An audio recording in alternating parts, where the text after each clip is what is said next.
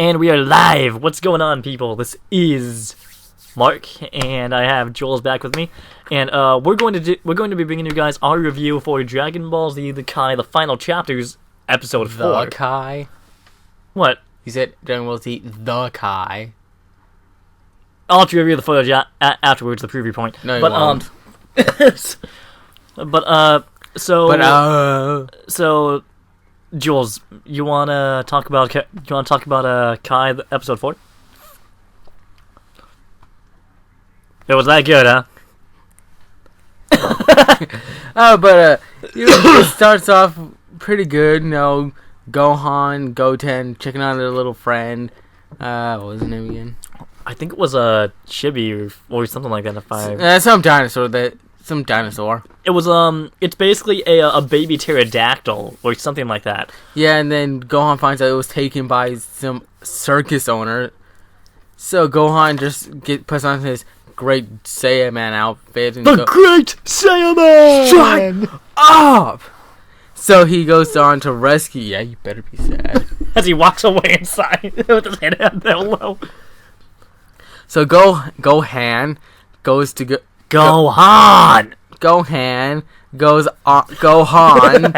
to rescue the little guy, only to be intercepted by the circus strongman, which is not strong enough against Gohan. Then he eludes them just to be chased down by the police. Then Videl and okay, before you go on.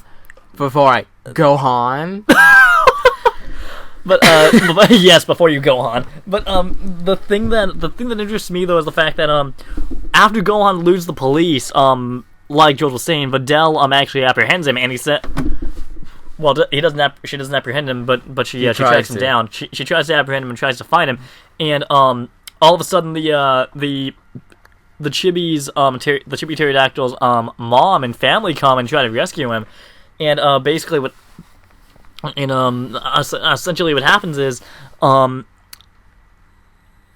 basically ends up knocking one of them out in order to prove the point. In order to stop them and prove the point, but in the process, while getting them to stop, he almost says his name, which ticks Videl off and basically exposes his true identity. So yeah, not a very good job at concealing your identity there, Gohan. Where is he, Tony Stark? Well, yeah, but at least he doesn't give away his home address. I still believe that is one of the dumbest decisions ever made in a Marvel film. First, he tells everyone he's Iron Man. He's Iron Man. Then he gives away his home address to a madman. I think that was the Mandarin, if I remember correctly. But yeah. But anyway, we got off topic. But back to Kai. Yeah. So Videl keeps, after that whole scenario went on, Videl runs into Gohan at school and basically threatens to expose him if he did not enter the world martial arts tournament and fight her in the final round, which is kind of a dick move. Because Jules and I were actually talking about it afterward. By the way, guys, we're doing this. We tried to do these vlog reviews after the. Just after watching the episode. I mean, like I mentioned in my super review, I had to wait. That I did last night. I had to wait until I could have a fresh mind. When I watched the final chapters. So if you don't have a fresh mind, you have a rotten one. that was good. And I think choosing to wait today actually paid off. Plus it gave me an extra device to see the problems of the episode as well as see the high points.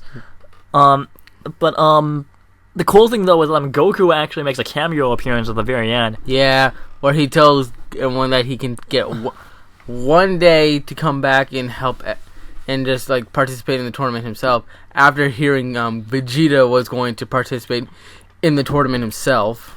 The cool thing is there was actually a at that moment, I actually told him while we were watching the episode that there was a video game released in 2009 called Dragon Ball Z Attack of the Saiyans, and it was basically an RPG game where you play as the characters, and it's basically an RPG style. So you go around killing monsters and leveling up and stuff like that. And there's a point in the story where there's a point in the story where but there's a point in the story where Goku and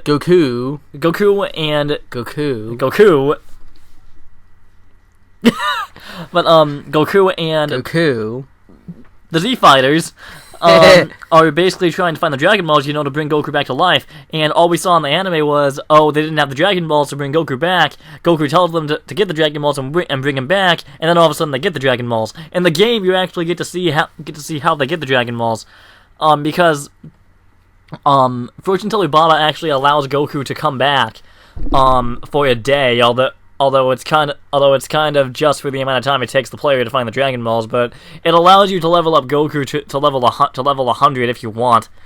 Although that's if you didn't do it already prior to the fight with the Raditz, because theoretically you could have a level 100 Goku versus a level, I don't really know, 5. Because that's the problem is that the game doesn't tell you the level of the enemies that you're fighting. It lets you scan them with the Scouter, but you don't get the Scouter until after you kill Raditz, so you never know what level he is. Unless you search it up on like a wiki or whatnot. Yeah. But I have not been able to find any information on that. Way to be useless. I'm considering doing a playthrough of Attack of the Saiyans Please just for the heck of don't. it. But unfortunately, as the title alludes, there is no Super Saiyan. It only goes up to after the fight. It only goes up to the fight with Vegeta, and then after that, sucks. And then after that, it ends with a cliffhanger of. Excuse you, but it ends with a cliffhanger of Frieza's silhouette in space, alluding at a sequel. But that sequel most likely will never get made due to the lack of desire for RPGs on the handheld market. Yeah.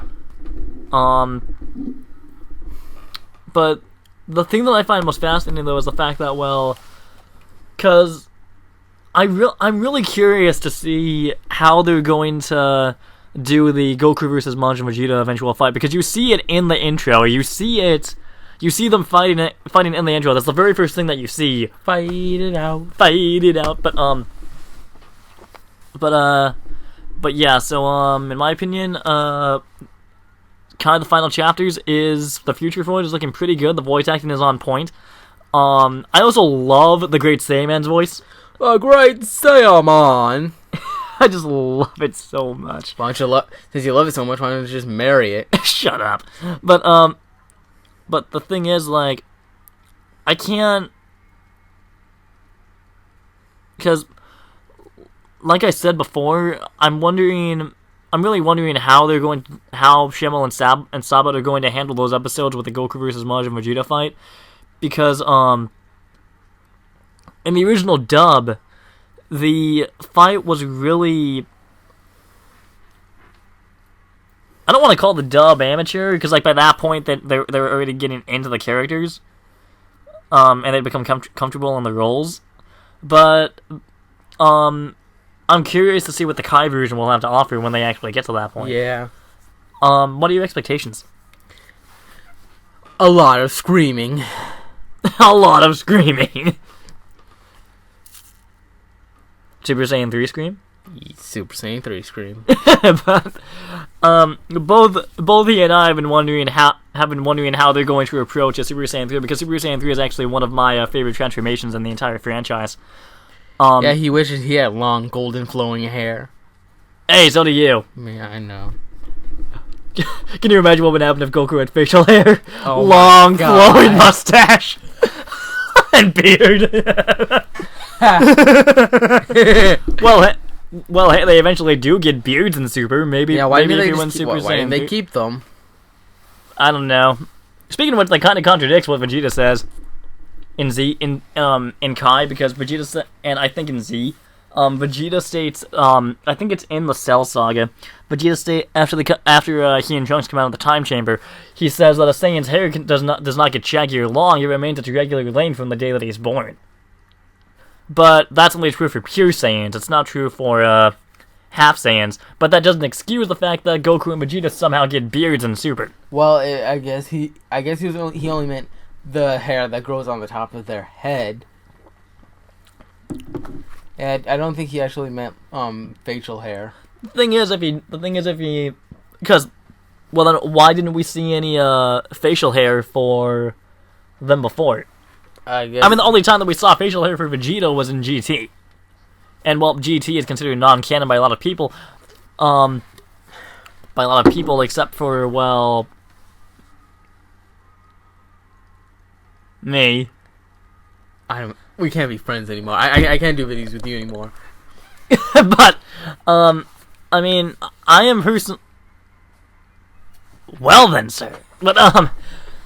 But yeah, unlike a lot of because GT, in my opinion, has a lot of flaws and is a very flawed series. But the concept is great. The concept is really good.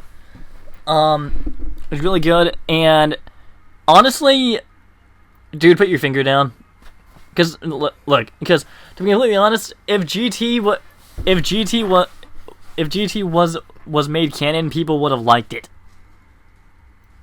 GT would be canon if people had actually liked it. Well, it was. Well, but no one liked it, so it's not. Okay, then I see that we're very divided here. Yes, we are. GT stands for Goku time, and Brandon and I are actually going to be doing a entire review of GT in its entirety. Loser. In its entirety, although some communication issues have actually come up as far as a Skype goes between me and him. But if it goes on any longer, then Jules and I might have to do our little review of it. Although he's probably going to tear it apart. I will. But because I'd rather just do because Brandon is also actually one of GT's defenders. I'm going to mount his head on a stick. I'm pretty sure if he's watching this video that he's been scarred for life. Good. Don't worry, Brandon. Don't worry. You're safe. You're safe. I will find you. You're not Liam Neeson. I have a special set of skills that make me a nightmare for people like him. Really? Like what? Well, exactly nothing. But anyway, guys, post your comments down below. Let us know what you thought about the final chapters, episode 4. And what your thoughts are on the Goku vs. Majin Vegeta eventual battle that is going to happen. If you enjoyed this review, hit the like button, subscribe, and share. If you did not, hit the like button, subscribe, and share. Also, leave your thoughts on what you thought of Dragon Ball GT. Anyway. Dragon throw out. Anyway, see you guys later. God bless. Peace.